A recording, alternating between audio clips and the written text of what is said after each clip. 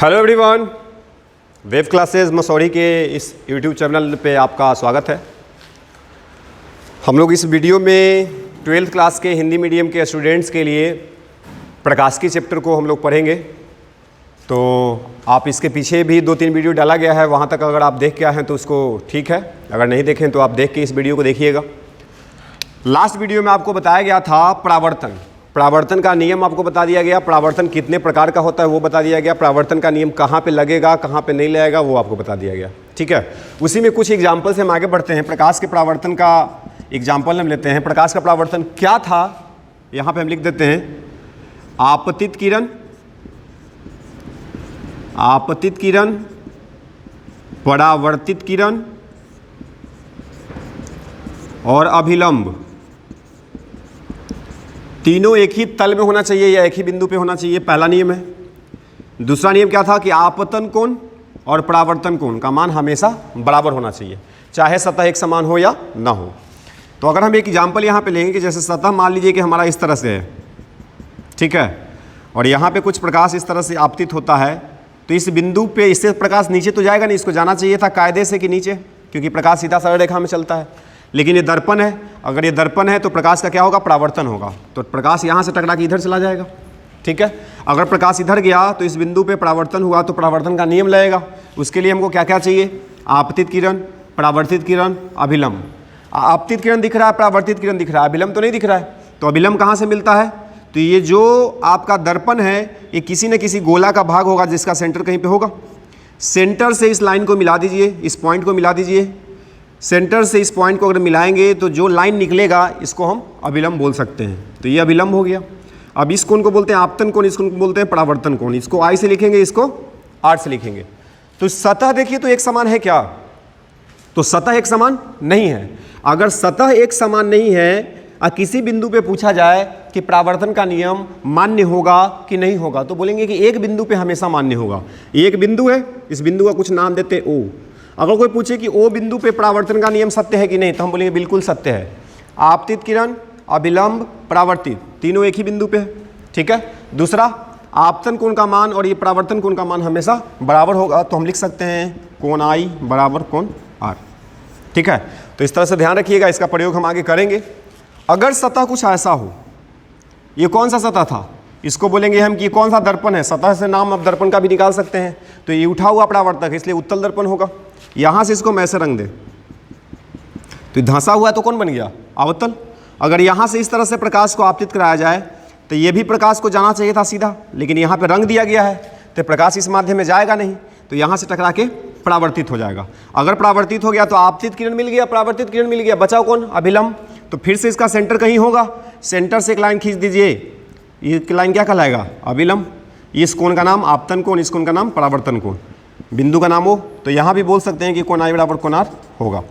यही पॉइंट आपको लास्ट में डिस्कस किया गया था कि परावर्तन का नियम किसी भी सतह के लिए मान्य होता है, लेकिन अगर सतह एक समान है तो एक बिंदु पर, अगर सतह एक समान नहीं है, अगर सतह असमान है तो एक बिंदु पर, अगर सतह एक समान है तो सभी बिंदु पर एक साथ मान्य होता है।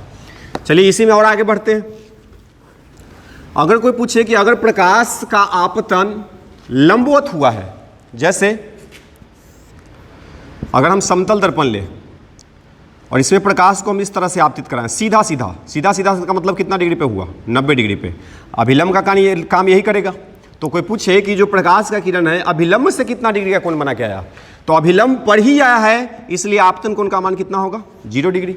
अब परावर्तन का नियम हम जानते हैं कि जितना कोण होता है आपतन उतना ही कोण होता है परावर्तन। इसका मतलब अभिलंब से परावर्तन कोण भी कितना डिग्री बनाना चाहिए, 0 डिग्री। इसलिए प्रकाश का किरण इसी पथ पे वापस लौट जाएगा, इसलिए हम क्या बोल सकते हैं कि कोण आर भी कितना होगा, 0 डिग्री।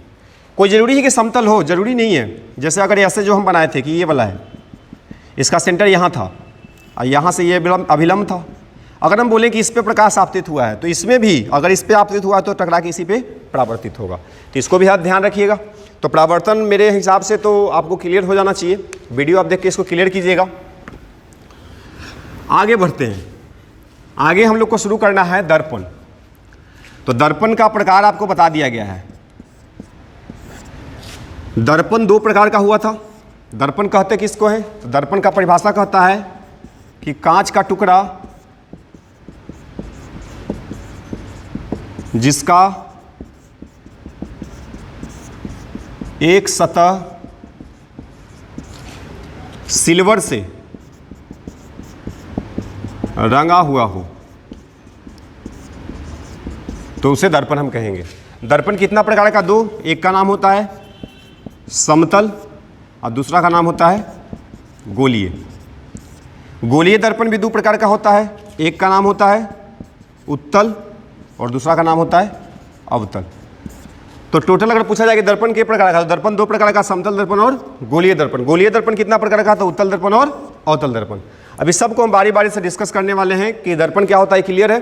कांच का एक टुकड़ा जिसका एक सतह चांदी से रंगा हुआ रहेगा, जिसके कारण वो परावर्तक बनेगा।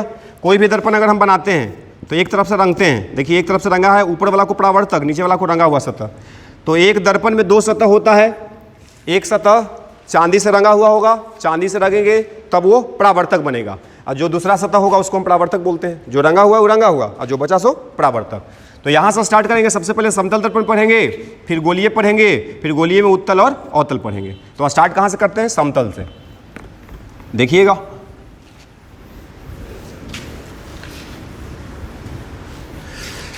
सबसे पहले बात करते हैं कि समतल दर्पण किसको कहेंगे।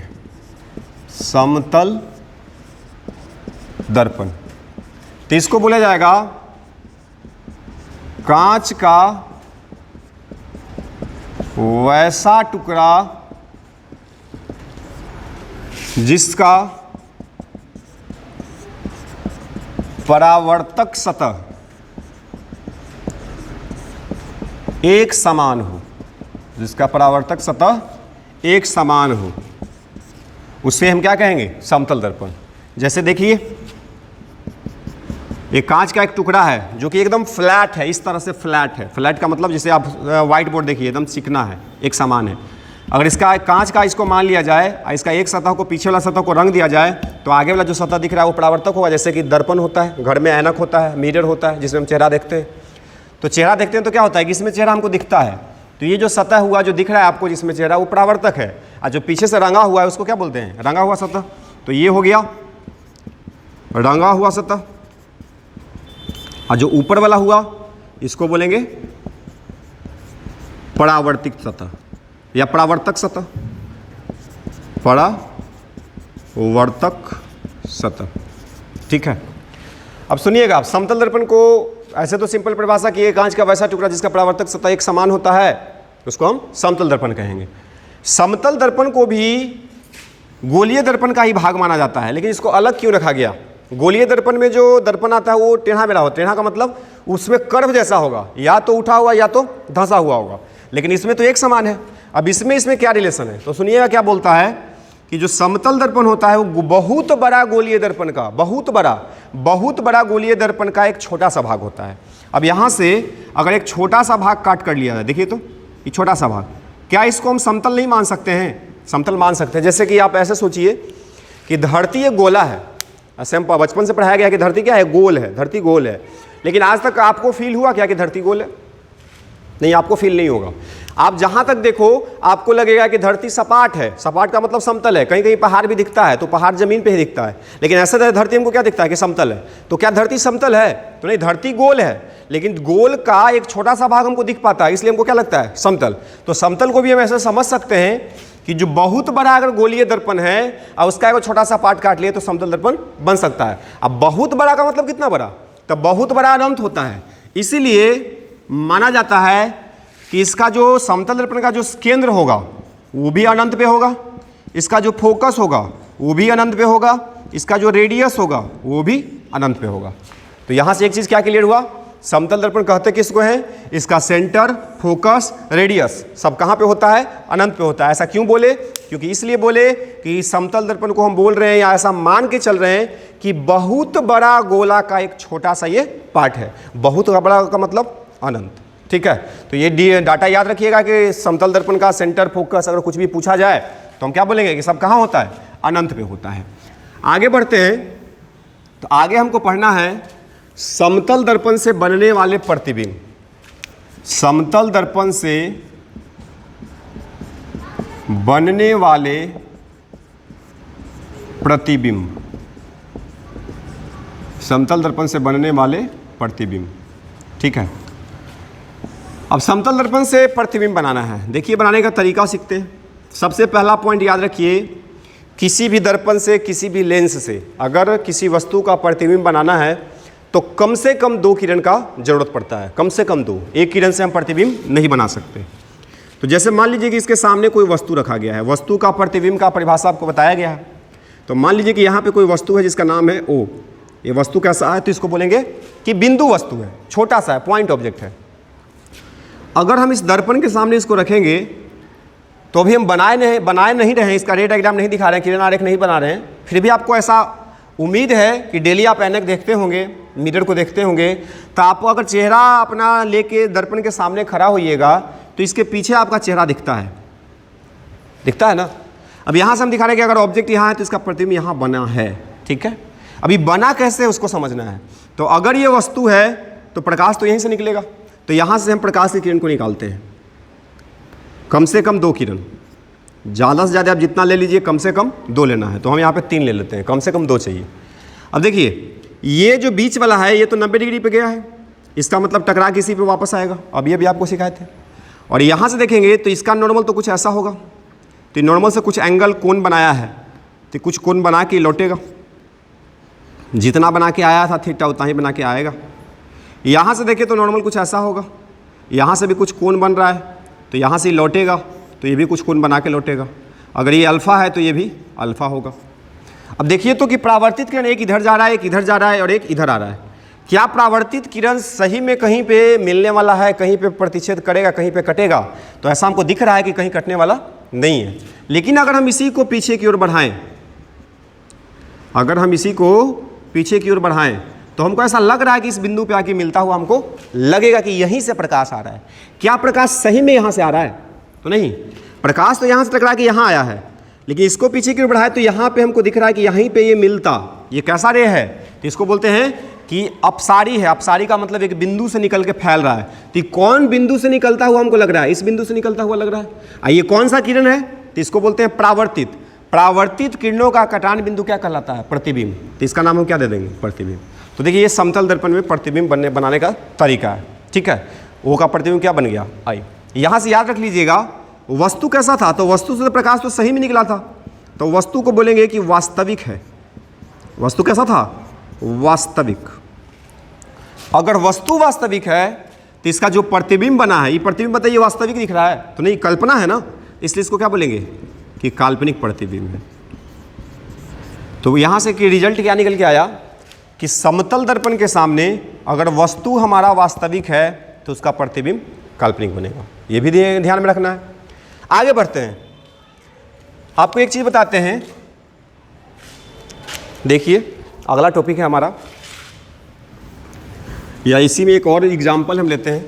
जैसे देखिए ऐसे था, दर्पण ऐसे रखा हुआ है, ठीक है। अब वस्तु यहाँ पे रखा हुआ है, यहाँ पे इसके सामने में दर्पण नहीं है। दर्पण को हम एक्सटेंड कर रहे हैं लेकिन इधर दर्पण है नहीं। दर्पण यहाँ पे है, वस्तु यहाँ पे रखा गया है। कोई पूछे कि इसका प्रतिबिंब दर्पण बनाएगा कि नहीं बनाएगा? कोई पूछे हमसे कि ऐसे रखा हुआ है तो इस वस्तु का प्रतिबिंब ये दर्पण से बनेगा कि नहीं बनेगा? तो आप ध्यान रखिएगा कि अगर कहीं पे समतल दर्पण है और उसके अगल बगल, इसके पीछे रख देंगे तब तो नहीं बनेगा, लेकिन इसके आगे में यहाँ रख दीजिए, यहाँ रख दीजिए, यहाँ रख दीजिए, कहीं भी रख दीजिए, ये दर्पण उस वस्तु का प्रतिबिंब बना देगा। इधर रखेंगे तो इसके परावर्तक सतह पे लाइट नहीं पहुँचेगा। अगर परावर्तक सतह पे लाइट नहीं पहुँचेगा तो प्रतिबिंब का निर्माण नहीं करेगा। लेकिन अगर परावर्तक सतह के तरफ, जरूरी नहीं कि सामने हो, अगल हो, बगल हो, इधर उधर कहीं भी रख दें तो इस वस्तु का प्रतिबिंब ये दर्पण बनाएगा। कैसे बनाएगा? तो देखिए यहाँ से फिर से हमको 2 किरण चाहिए, तो 2 किरण आपको जैसे मन करे वैसे निकाल लीजिए। ये 2 किरण इस पर आपतित हुआ। यहाँ पे अभिलंब देखें तो ये अभिलंब होगा, कुछ कोण बना के आया, जितना कोण बना के आया उतना कोण बना के ये जाएगा। तो ये कोण निकल के आया। मान लीजिए कि ये थीटा है तो ये भी कितना होगा? थीटा। अगर यहाँ पे देखें तो अभिलंब ये वाला होगा, यहाँ से कुछ कोण बना के आया, यहाँ से देखेंगे तो कुछ ऐसा निकलेगा। ठीक है, अभी देखिए तो कैसे निकल रहा है? ये डाइवर्जिंग है। डाइवर्जिंग का मतलब अपसरित हो रहा है, अपसरित का मतलब फैल रहा है। तो ये आगे तो कहीं मिलेगा नहीं, इधर तो मिलेगा नहीं।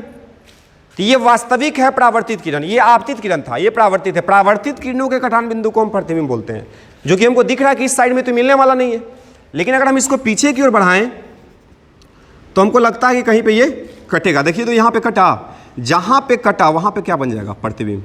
अब देखिए दर्पण से के सामने सामने सामने बना है, दर्पण यहाँ था, लेकिन वस्तु अगर यहाँ है तो प्रतिबिंब भी उसके यहाँ पे दिखाई देगा। ठीक है, एक चीज़ और याद रखिएगा कि समतल दर्पण के सामने वस्तु को जितना दूरी पे हम लंबवत रखते हैं, मान लीजिए x दूरी पे है, तो इसका जो प्रतिबिंब भी बनेगा, प्रतिबिंब भी यहीं पे बनेगा, यही पॉइंट पे बनेगा।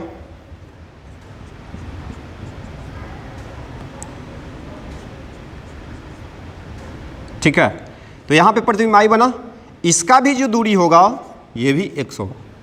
पहला पॉइंट में क्या बताए थे कि अगर समतल दर्पण के सामने वस्तु वास्तविक है, देखिए यहाँ पे भी वो चीज़ है, वस्तु कैसा है? वास्तविक है, इसका प्रतिबिंब कैसा बना? काल्पनिक बना। तो एक पॉइंट क्लियर हुआ कि समतल दर्पण के सामने यदि वस्तु वास्तविक है तो प्रतिबिंब काल्पनिक बनेगा। दूसरा पॉइंट कि समतल दर्पण से जितना दूरी पे रहेगा, मान लीजिए x दूरी पे है, तो प्रतिबिंब भी कितना दूरी पे बनेगा? x दूरी पे बनेगा। एक चीज़ और क्लियर हुआ कि जरूरी नहीं है कि वस्तु दर्पण के सामने हो, जरूरी नहीं है। आप इसका एग्जाम्पल घर में देख सकते हैं, घर में दीवार पे एक दर्पण टंगा हुआ है, ये समतल दर्पण है, प्लेन मिरर। प्लेन मिरर का मतलब समतल दर्पण। अब इसमें आप करिएगा क्या है, आपको कैसे पता चलेगा कि दर्पण के सामने वस्तु है उसी का प्रतिबिंब बनता है कि अगल बगल का भी बनता है? इसको आप चेक कर सकते हैं।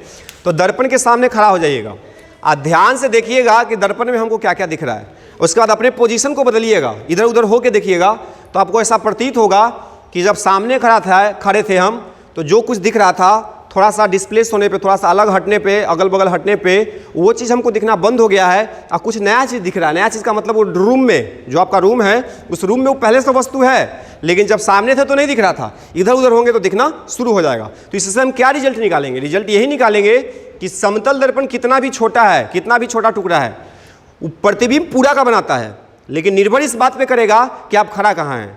अगर खड़ा वैसे जगह पे है जहाँ से आपको दिख रहा है, तब उसको बोला जाता है देखने का क्षेत्र। देखिए अगला टॉपिक वही है हमारा, समतल दर्पण में हम अभी पढ़ेंगे फील्ड ऑफ व्यू। इसका मतलब होता है देखने का क्षेत्र। देखने का क्षेत्र का मतलब दर्पण के सामने हम खड़े हैं तो हमको उसमें कुछ दिख रहा है, इसका मतलब उसके देखने के क्षेत्र में हम खड़े हैं। अगर कहीं पे हम खड़े हैं, किसी वस्तु का प्रतिबिंब नहीं दिख रहा है, इसका मतलब उसके क्षेत्र में नहीं है। कैसे समझेंगे? ऐसे समझिए कि मान लीजिए कि ये एक दर्पण है, समतल दर्पण, कोई वस्तु यहाँ पे रखा गया है, ठीक है, ये वो वस्तु है। तो देखने का क्षेत्र कैसे निकालना है? सबसे पहले क्या कीजिए कि यहाँ से दो किरण निकालिए और दोनों किरण को दर्पण के छोर से ले जाइए।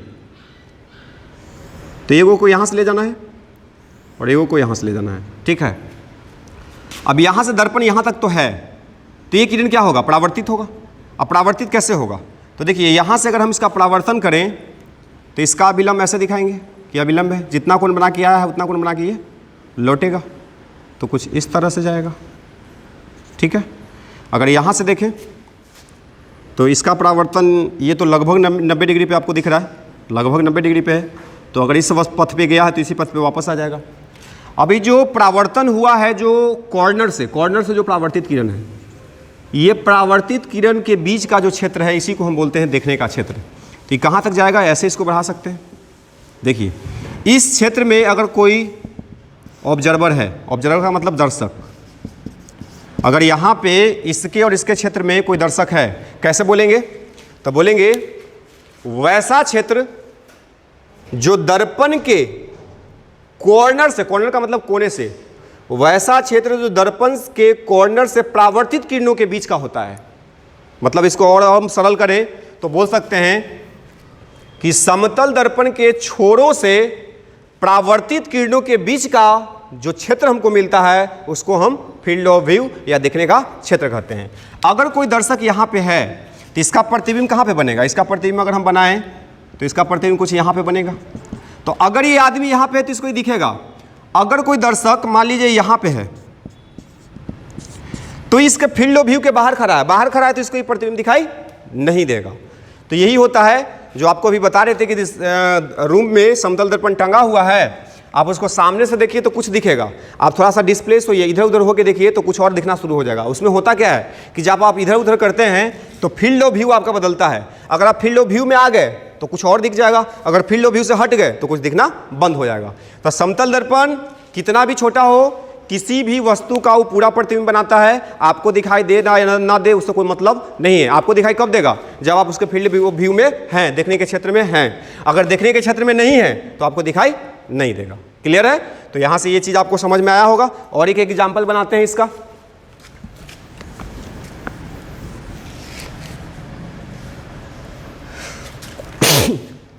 देखिएगा,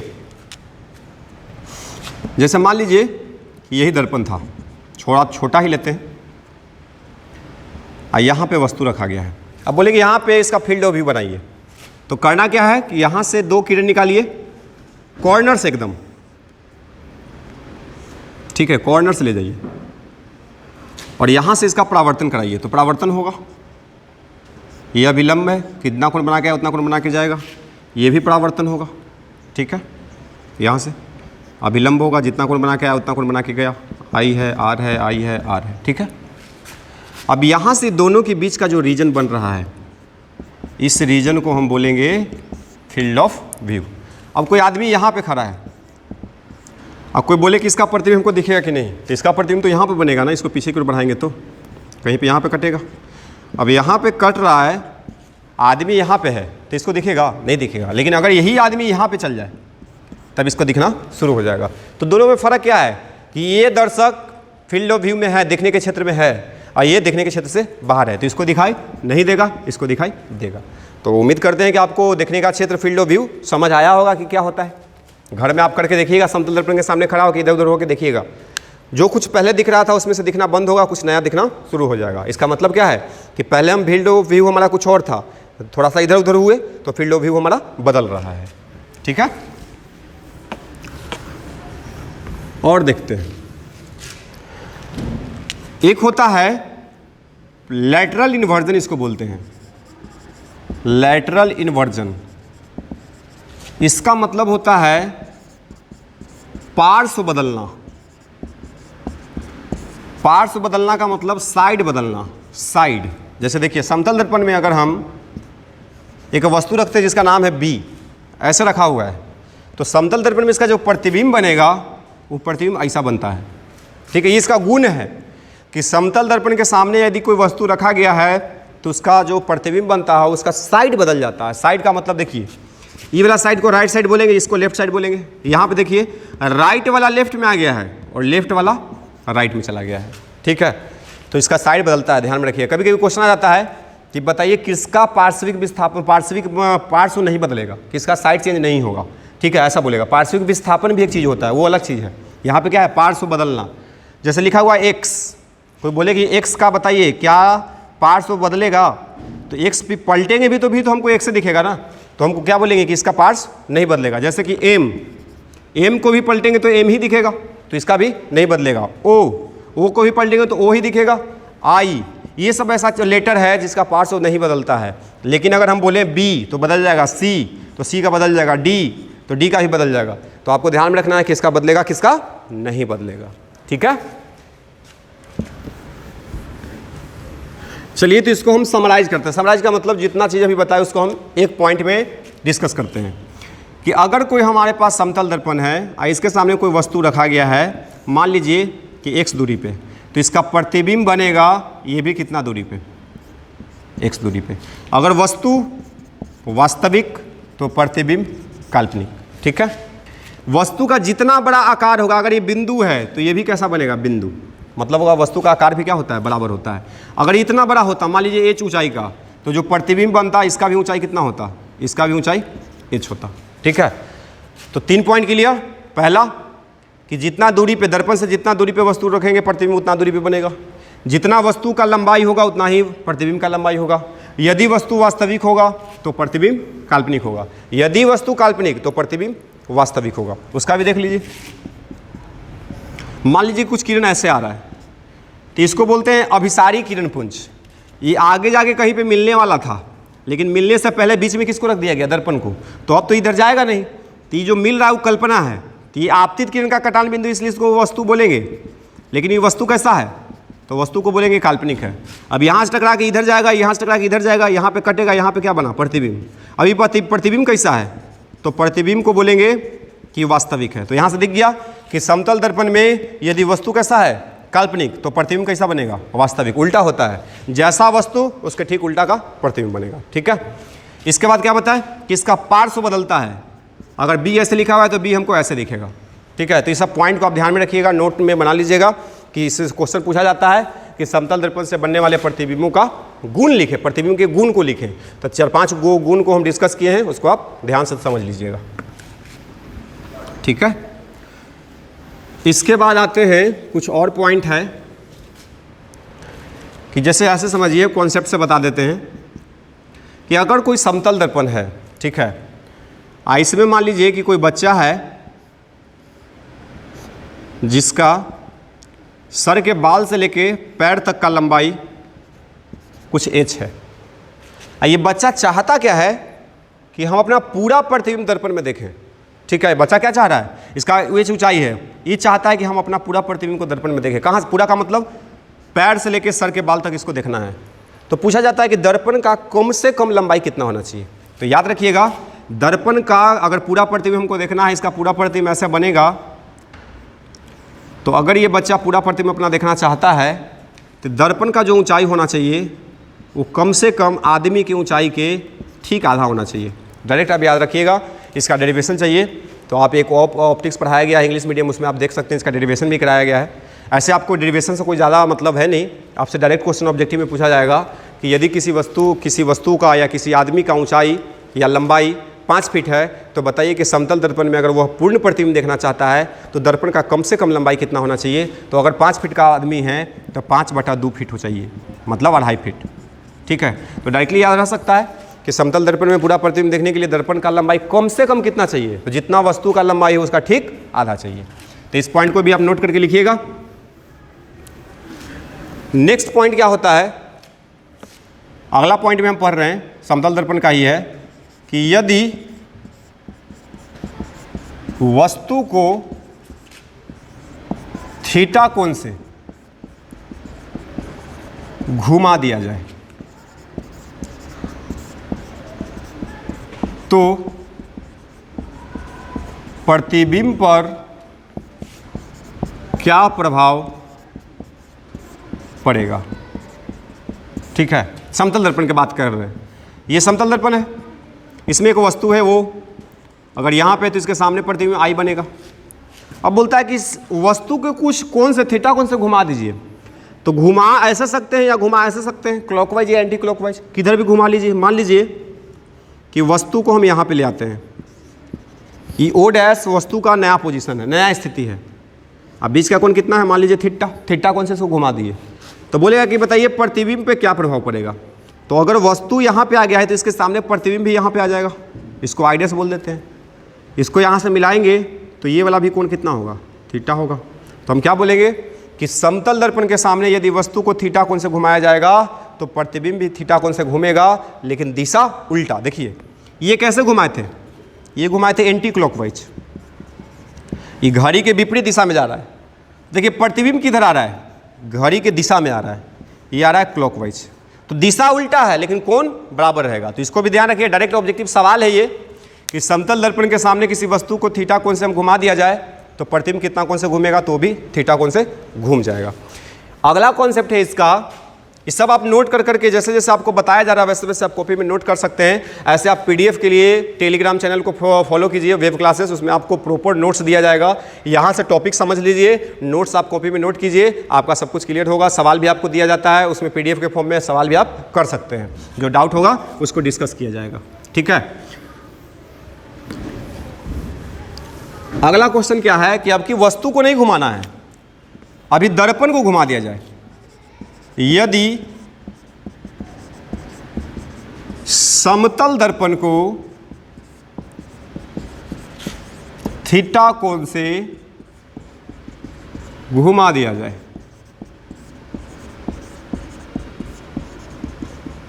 समतल दर्पण को घुमा दीजिए। देखिए तो क्या बोल रहा है, मान लीजिए कि वस्तु यहां था, तो वस्तु इस बार फिक्स है। अगर वस्तु यहां है तो इसका प्रतिबिंब कुछ यहां पे बना होगा। अब बोला कि दर्पण को घुमा दीजिए, तो दर्पण का न्यू पोजीशन ये वाला मान लेते हैं कि दर्पण अब ऐसे हो गया है। कुछ थीटा कोण से इसको घुमा दिए। घुमाए कैसे? क्लॉकवाइज, घड़ी के दिशा में। तब बोल रहा है कि बताइए पहले दर्पण ऐसे था सीधा, ये एम है, ये एम डैश है। शुरू में एम था, अब एम डैश है, मतलब थीटा कोण से घूम गया। तो बताइए कि इसका प्रतिबिंब कितना कोण से घूमेगा। तो आप ऐसे समझिए कि पहले जब दर्पण एम था तो यहाँ से जो लाइन हम डैश का लाइन खींचे ये नॉर्मल था। अगर इसको पकड़ के हम ऐसे घुमा दिए तो साथ साथ नॉर्मल भी घूम गया होगा। तो यहाँ से अगर नया नॉर्मल बनाए एम डैश पे तो ये एम डैश का नॉर्मल होगा, इसको एन डैश बोल देते हैं। ये एन का काम करेगा तो ये एन डैश का काम करेगा। दर्पण को कितना कोण से घुमा है? थीटा। तो ये नॉर्मल भी कितना से घूम गया होगा? थीटा। वस्तु जहाँ था वही है। अब यहाँ से प्रकाश की किरण को निकालिए। तो अगर यहाँ से हम इस लाइन पे प्रकाश की किरण को ले जाएं तो पहले के केस में तो सीधा लौटा था, सीधा परावर्तित हुआ था क्योंकि 90 डिग्री पे था। लेकिन अब दर्पण ऐसे है कि जितना कोण बना के नॉर्मल से गया है उतना कोण बना के लौटेगा इस तरह से। अब यहाँ से इसको हम पीछे की ओर बढ़ाएं तो यहाँ पे कहीं पे प्रतिबिंब बनेगा आई डैश। अब यहाँ से देखिए ये थीटा, तो थीटा थीटा 2 थीटा, तो ये कोण भी कितना होगा? 2 थीटा। तो यहाँ से क्या समझे कि अगर दर्पण को हम थीटा कोण से क्लॉकवाइज घुमाएं तो इसका प्रतिबिंब भी घूमेगा कितना से? उसके डबल कोण से। अगर ये 10 डिग्री से तो ये 20 डिग्री से, अगर 20 से तो ये 40 से, लेकिन दिशा सेम है।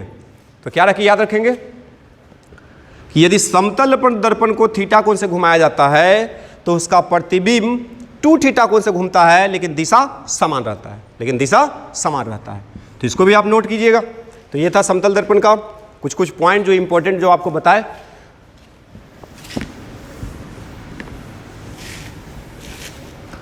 अगला जो कॉन्सेप्ट है, देखिए अगला क्वेश्चन हमारा क्या बनता है इसमें, यदि दो समतल दर्पण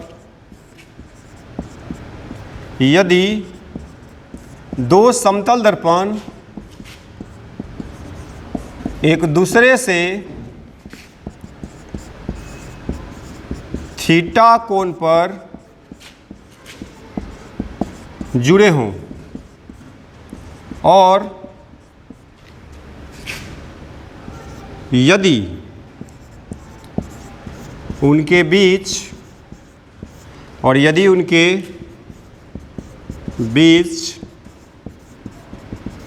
किसी वस्तु को रख दिया जाए,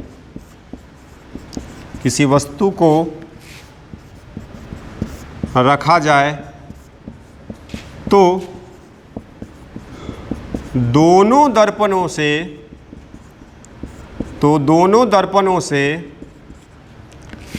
बनने वाले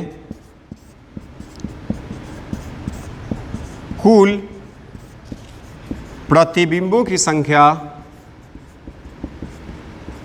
क्या होगी? कुल प्रतिबिंबों की संख्या क्या होगी? ये बहुत सारा एग्जाम में इससे सवाल पूछा जाता है। दो समतल दर्पण यहाँ पे देखिए, दो समतल दर्पण है, इस तरह से मान लीजिए कि जुड़ा हुआ है, ठीक है। दो समतल दर्पण है, कुछ इस तरह से जुड़ा हुआ है। मान लीजिए दर्पण M1 है, इसको मान लेते दर्पण M2 है, दोनों कुछ थीटा कोण पे जुड़ा हुआ है। अब इसके बीच में कोई वस्तु रख दिया जाएगा, मान लीजिए कि बिंदु वस्तु U है, O। अब आपसे पूछा जाएगा कि दोनों प्रतिबिंब मिला के, दोनों प्रतिबिंब से, इसका प्रतिबिंब इससे भी बनेगा, इसका प्रतिबिंब इससे भी बनेगा, तो आपको बताना है कि कुल प्रतिबिंब कितना बनेगा, ठीक है। तो इसको हम नेक्स्ट क्लास में इसको डिस्कस करेंगे। आप क्वेश्चन यहाँ तक नोट करके रखिएगा, ठीक है। Thank you.